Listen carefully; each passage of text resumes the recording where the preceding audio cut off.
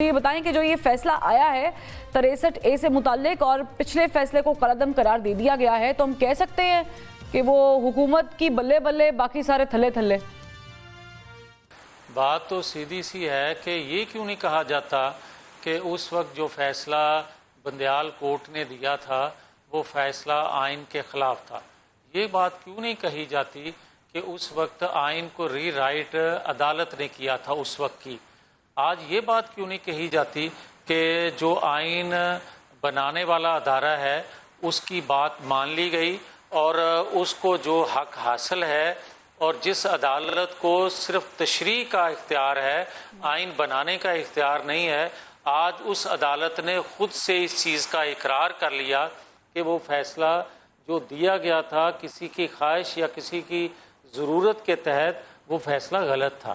ٹھیک، تو یعنی اگر یہ آپ جو کہہ رہے ہیں اس کو مان لیا جائے منوان، اور پھر جو آج کا فیصلہ اس کو مد نظر بھی رکھا جائے، تو ہم یہ کہہ سکتے ہیں کہ حکومت اب میں وہ چھانگا مانگا والا لفظ تو استعمال نہیں کروں گی، لیکن ہارس ٹریڈنگ کا ایک لفظ ہے جو عام ہے، زبان زد عام، وہ کر سکتی ہے حکومت اس طریقے سے، اور اسے ہم لیگل ہارس ٹریڈنگ کہہ لیں ذرا تو بہتر ہوگا۔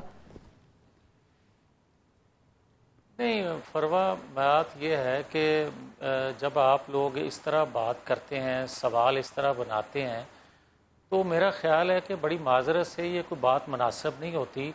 آپ یہ بات کریں کہ اگر آئین قانون سے ہٹ کے اگر کوئی آج کا فیصلہ ہے تو فیصلے کے بعد آپ تنقید کر سکتے ہیں اس پہ۔ اگر کوئی کیس ٹرائل کورٹ میں ہو، ٹرائل ہو رہا ہو، تو اس وقت آپ کے پاس محدود تبصرہ کرنے کا حق ہوتا ہے، مگر جب فیصلہ آ جاتا ہے تو پھر آپ کھل کے اس پہ بات کر سکتے ہیں، جس طرح کہ میں کر رہا ہوں یا آپ کر رہے ہیں۔ مجھے آپ صرف یہ بتا دیں کہ آج کا دیا جانے والا فیصلہ آئین قانون سے مطابقت رکھتا ہے یا نہیں، اور اس وقت کا کیا گیا فیصلہ کیا اس وقت کی ضرورت کے تحت اس وقت کی حکومت کو سپورٹ کرنے کی خاطر یا اس وقت کے طاقتور حلقوں کی دباؤ کے تحت وہ فیصلے نہیں کیے گئے تھے؟ اور عدالتیں اگر دباؤ کے تحت یا خواہشات پہ مبنی فیصلے کرتی ہیں تو اس کے اثرات پاکستان پر منفی آتے ہیں، جو کہ آئے۔ بلکہ میں تو یہ کہوں گا کہ آج وہ بتائیں کہ جو 20 لوگوں کو پنجاب اسمبلی کے 20 لوگوں کو ڈی سیٹ کیا گیا تھا، جن کے ووٹ بھی اکاؤنٹ نہیں کیے گئے تھے، ان کا کیا گناہ ہے؟ کیا ان کو دوبارہ آپ یہ بڑا اچھا پوائنٹ آپ نے اٹھایا ہے جاوید لطیف صاحب۔ ظاہر ہے کہ وہ انڈو تو نہیں ہو سکتا، لیکن رہی بات احترام کی، کورٹ کے فیصلوں کا احترام ہم بھی کرتے ہیں۔ پرابلم یہ ہے کہ جب پہلے 60A کی تشریح ہوئی تھی اس کو آپ نہیں مانتے تھے، وہ بھی میڈیا پہ بات ہوتی تھی۔ آج کے فیصلے کو پاکستان تحریک انصاف نہیں مانتی، اس پہ بھی میڈیا پہ بات ہو رہی ہے۔ آرٹیکل 5 جو قلعدم قرار دیا گیا تھا، عمر رضا بندیال صاحب کا آپ نے ذکر کیا، میں یاد کرا دوں، وہ بھی تبھی موجود تھے، اور رات کو جب عدالت کھلی تھی ہم تب بھی احترام کرتے تھے، اور تب بھی احترام کرتے تھے کہ جب عدالت نے یہ کہا تھا جا کے 90 دنوں میں الیکشن کرائیں، اور پھر عدالت نے بیٹھ کے فریقین کو بٹھایا کہ جنرل الیکشن کرا لو، کوئی ڈیٹ نکال لو، تب بھی ہم احترام کرتے تھے۔ تو ہم تو عدالتوں کا احترام کرتے ہیں۔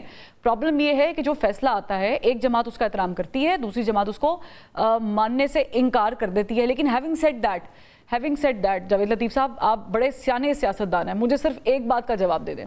یہ جو حکومت آئینی ترامیم لے کر آ رہی ہے، اور 63A کے فیصلے کے بعد میں یہ سمجھتی ہوں، یا کہہ دیتے ہیں، زیوم کر لیتے ہیں کہ پی ٹی آئی کے بھی کچھ لوگ اب اس کے حق میں ووٹ ڈال دیں گے اور حکومت کی مشکل آسان ہو جائے گی، اور جو حکومت چاہ رہی ہے وہ ہو جائے گا۔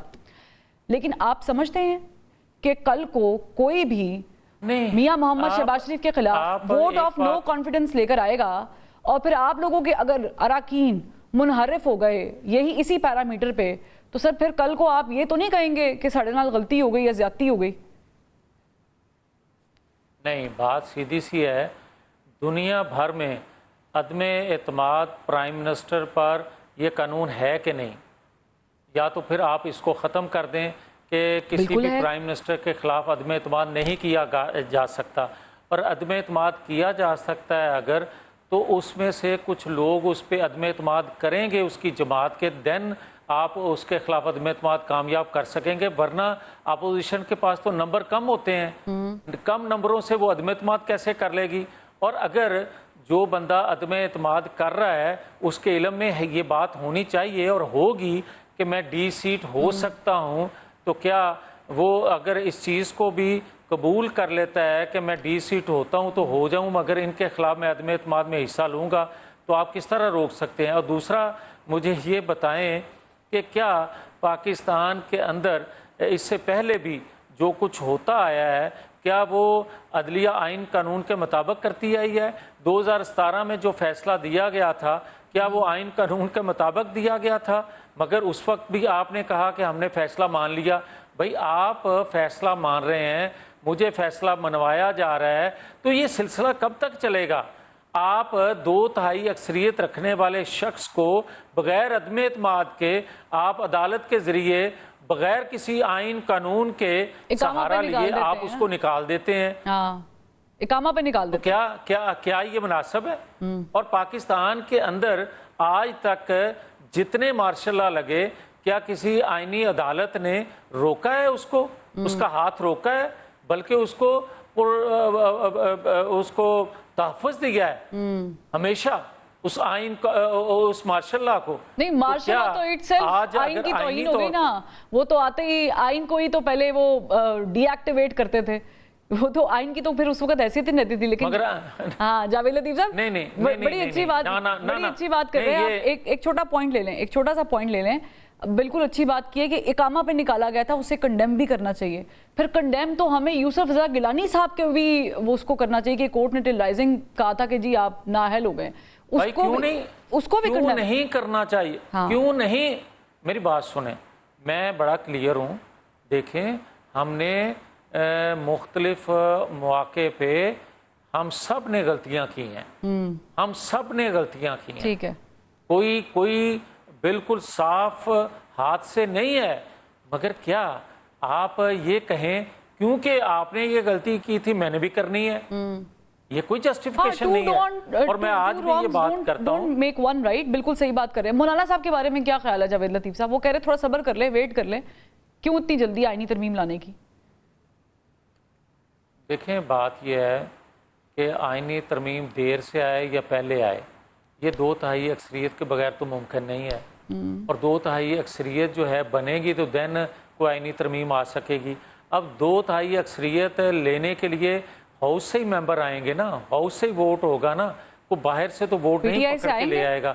اگر 2/3 لوگ تیار ہوں گے، نہیں، میں آپ سے سوال میں کر رہا ہوں کہ 2/3 اکثریت بنے گی ان ممبران کی، تب آپ آئینی ترمیم کا بات کر سکتے ہیں۔ اور جب ہو جائے گی تو پھر آپ سوال کر سکتے ہیں کہ آپ پی ٹی آئی سے لے کے آئے یا مولانا فضل الرحمان صاحب نے ساتھ دیا، اور جس نے دیا کیوں دیا، یہ پھر بات ہو سکے گی۔ اس سے پہلے ہم کس طرح بات کر سکتے ہیں اس پہ؟